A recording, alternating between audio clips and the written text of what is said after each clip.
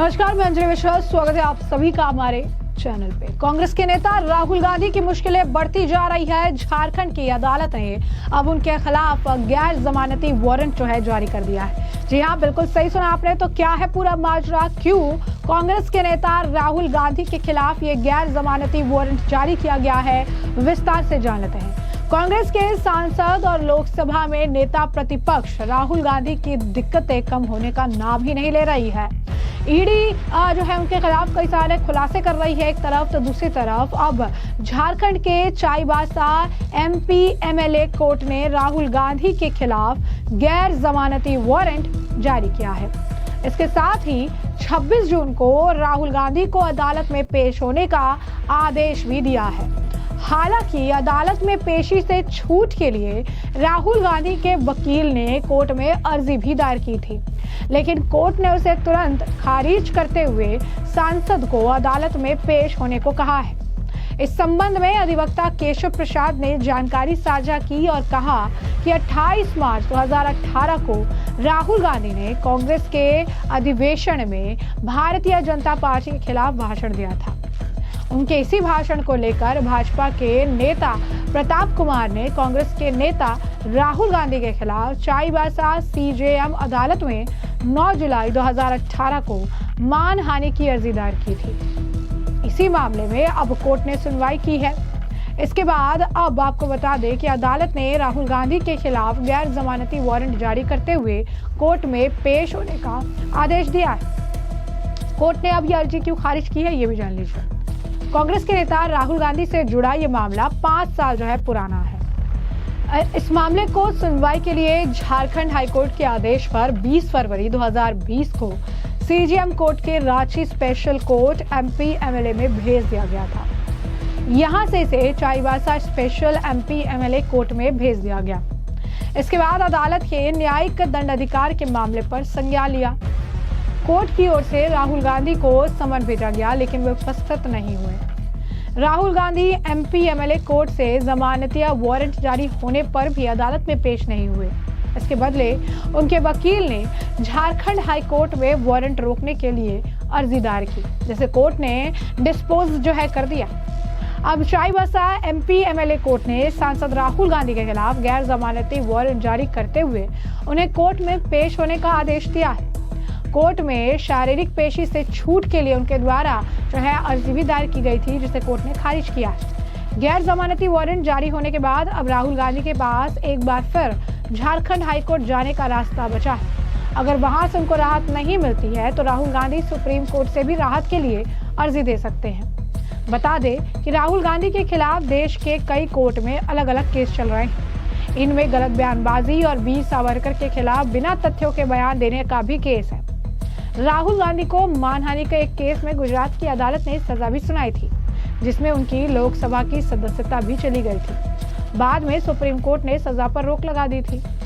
अब ऐसे में आपको बता दें कि मामले को झारखंड हाई कोर्ट के आदेश पर 20 फरवरी 2020 को सीजेएम कोर्ट से रांची स्पेशल कोर्ट भेज दिया गया था। यहाँ से इसे अब Chaibasa special MP MLA court में भेजा गया और अब राहुल गांधी की मुश्किलें यहाँ बढ़ चुकी है। आपको बता दें कि इसके बाद कोर्ट की ओर से राहुल को समन भेजा गया है, लेकिन उसके बाद भी वो कई बार इस मामले को इग्नोर करते रहे और उपस्थित नहीं हुए। राहुल जमानतिया वारंट जारी होने पर भी कोर्ट में पेश नहीं हुए।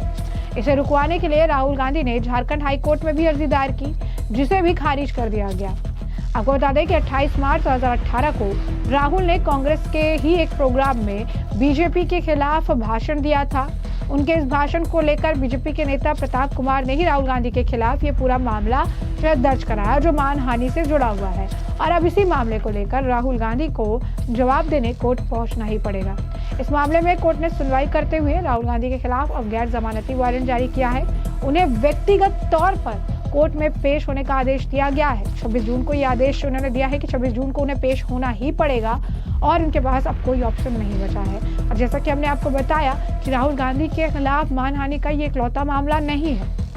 कई बार गलत बयानबाजी, वीर सावरकर से जुड़ा हुए मामले को लेकर भी उनके खिलाफ कई कोर्ट में कई मामले चल रहे हैं और अभी अगर आप देखेंगे तो ताज़ा मामला ये है कि राहुल गांधी सोनिया गांधी के खिलाफ नेशनल हेराल्ड मामले में मनी ट्रेल पाया गया है।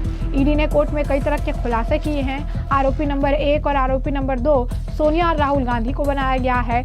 यानी चारों तरफ से इस वक्त जो है गांधी परिवार जो है घिरता नजर आ रहा है। राहुल गांधी सोनिया गांधी घिरती नजर आ रही है और अब एक और नया मामला आ चुका है जो कि राहुल गांधी की परेशानी समय के साथ बढ़ा रहा है। और सबसे बड़ी बात यह है कि लगातार कोर्ट के कई सारे मामले और इनमें राहुल गांधी को लेकर जो बैक टू बैक फैसले आ रही हैं, चीजें देखने के लिए मिल रही है, इससे कांग्रेस की इमेज पर भी काफी ज्यादा असर देखने के लिए मिल रहा है। ये बात किसी से नहीं छिपी है कि कई बार राहुल गांधी की वजह से ही कांग्रेस को कई जगहों पर हार का मुख देखना पड़ा है, क्योंकि हर बार कोई ना कोई नया मामला आता है और इस मामले में कांग्रेस के घोटाले या कांग्रेस से जुड़े ऐसे तथ्य सामने आते हैं जिसे जनता कभी इग्नोर कर ही नहीं पाती है।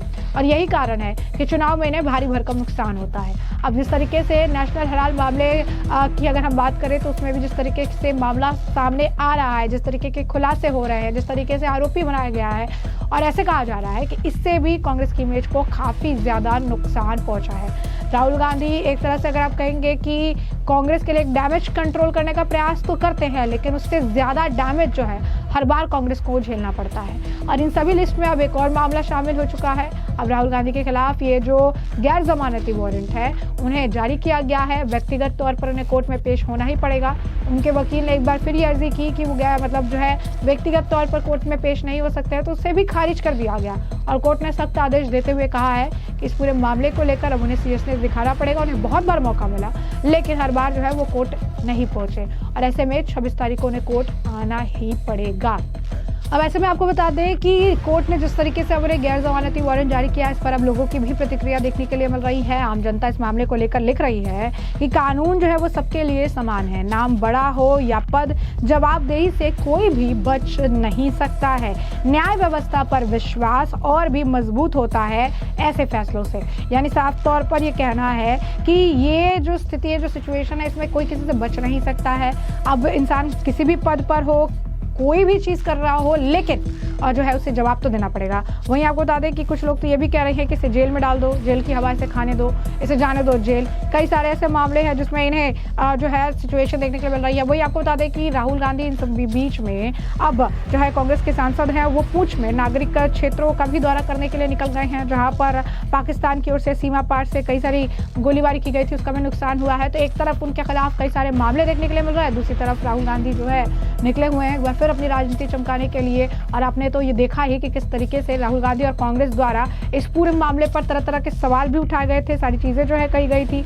अब राहुल गांधी जो है लगातार अपनी बयानबाजी की वजह से, अपने ही बयानों की वजह से, अपने ही आप कह सकते हैं कि विवादित बयानों की वजह से अब परेशानी में फंसते जा रहे हैं। और ऐसे एक दो नहीं, कई ऐसे मामले हैं जिसकी वजह से अब राहुल गांधी को जो है सुकून नहीं मिल पा रहा है। कोर्ट बैक टू बैक उन्हें समन जारी कर रही है, ईडी जो है उनके खिलाफ कई सारे खुलासे कर रही है और राहुल गांधी को अब इस मामले में, ये 5 साल पुराना मामला है जिस मामले में अब उन्हें झटका लगा है और इसमें उन्हें जो है बुलाया गया है। तो ऐसे में हमने आपको जो पूरा मामला है बड़ा विस्तार से बताया कि ये पूरा मामला क्या है, किस तरीके से कांग्रेस सांसद राहुल गांधी की मुश्किलें बढ़ रही है, पूरा माजरा क्या है। 5 साल पुराने मामले में गैर जमानती वारंट जारी किया गया है और अब इस पूरे मामले पर आपकी भी जो राय हो तो कमेंट सेक्शन में कमेंट करके जरूर से जरूर साझा करिएगा।